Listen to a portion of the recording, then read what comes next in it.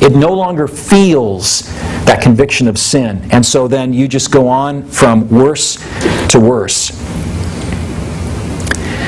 Oddly and interestingly, I said Numbers 13 has all the diagnosis for leprosy.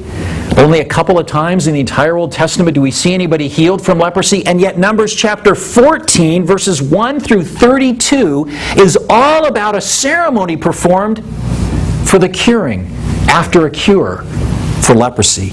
And it's incredible. It's one of the neatest pictures in the Old Testament of what Jesus did that we have. The ceremony involved the taking of 2 live birds. You killed one, and you set the other one free. When Jesus healed the leper in Matthew chapter 8, he told the guy to go show himself to the priest, probably for this very ceremony. I'm sure if the guy ever showed up in front of the priest and he said, "Hey, I've been healed from leprosy. What am we supposed to do now?" The priest would probably go, "Well, I don't know. Maybe it's in here somewhere," because they would, the gold leaf was still stuck together on those pages. I know they used a scroll. I'm just, painting a picture. But in a much, much larger fulfillment, the 2 birds, they represent us and Jesus. The bird representing Jesus is killed, and his blood is spilled. The second bird, set free. Just as Jesus' death sets us free from the disease of sin. So how appropriate then that Jesus would come to Simon's house. The man known as Simon the leper, who had been healed. And at this place, Jesus has oil poured upon him. Another really cool picture, and that same ceremony in Numbers chapter 14. Because part of that same sacrifice involved placing oil on the ear, the thumb, and the toe of the person who was cleansed. So here, a woman who is identified in other Gospels as Mary, the sister of Martha, takes 11.5 ounces, a Roman pound, of nard and anoints Jesus' head. Now in John it says he anoints his feet. So we have 2 of those of that same sacrifice. Now nard, to have a Roman pound of nard, just nobody say this out loud, but just think in your head what you make in a year. What did you put down on your taxes? Well, no. What did you really make in a year? No, I'm kidding. How would you like to have taken that sum down to the store, to the nard store, I won't say the terrible joke I was thinking, to buy a pound of nard? An entire year's worth of wages. Wow. So that's what she does. And afterwards, John also tells us that the fragrance of the nard filled the room.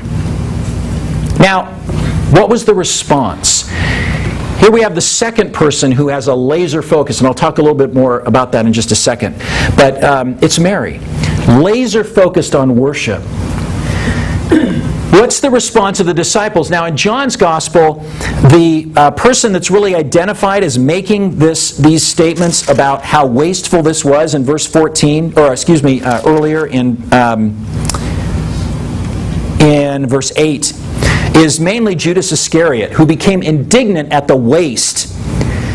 And it is interesting because those who do not understand the benefit of the cross do not appreciate the cost of the cross. And so Judas said this, why are we doing this? Why this waste? For this could have been sold for a large sum and given to the poor.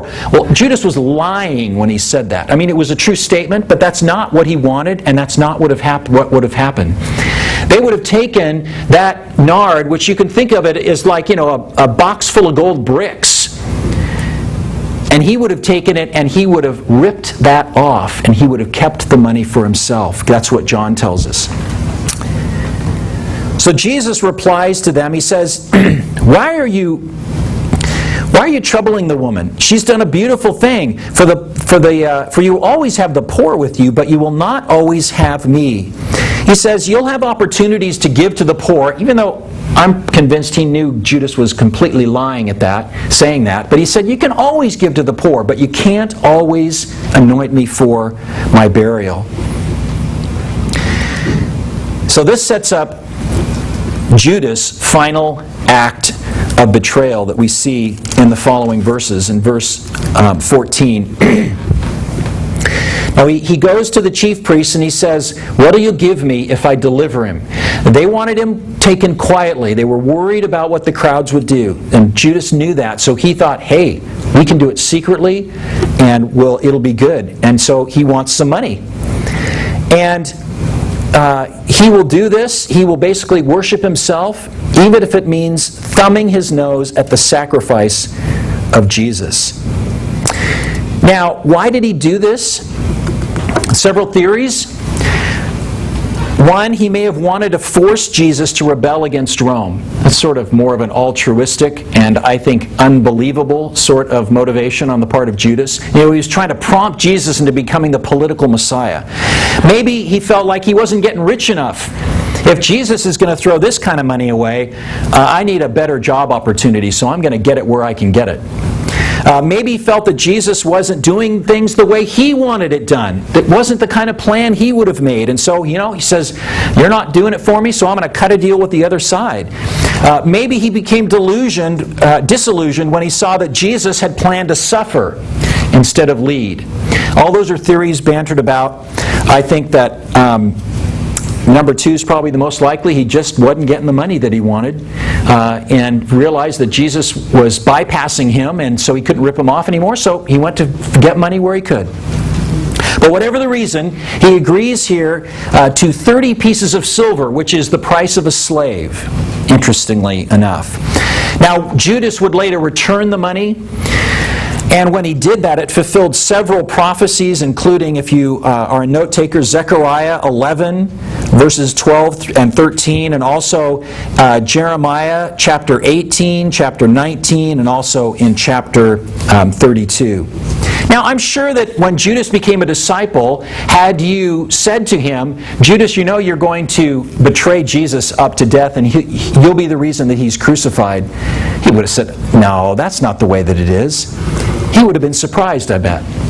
But it is truly amazing to what lengths we will go when we are ruled by the flesh. So here you have now the groups of people, laser focused. Jesus, focused upon the crucifixion. The chief priests and the religious leaders focused on getting rid of this problem, even to the extent of ignoring the law. Judas, who wanted it for himself no matter what, even if it meant betraying the most important person ever born. And then you also had Mary, who despite the uproar around her was focused solely upon worshiping the Lord. And so here's Mary then, here are the disciples on the first day of the unleavened bread. It was a week-long ceremony, including the Passover.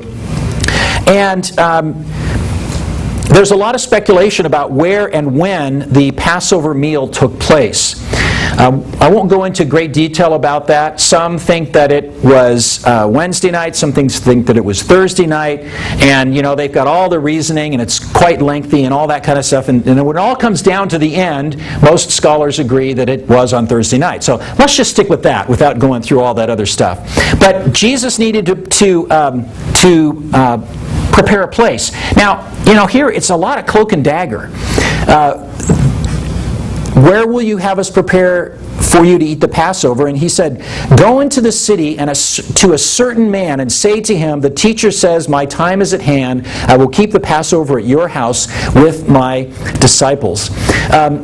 Secrecy was really important right now. Why? Because Jesus knew what Judas was up to. Jesus knew that the chief priests were going to come and they were going to arrest him. But Jesus had some really, really important things that he had to do and to say to his guys. And and his disciples, and it had to be done before they came and arrested him. So Jesus, we don't know exactly whether it was just a miraculous thing where he went up and talked to this guy and he's, oh yeah, that's where we're going to do the Passover at my house. Yeah. Most likely it was something that Jesus had prearranged, and they had this little code word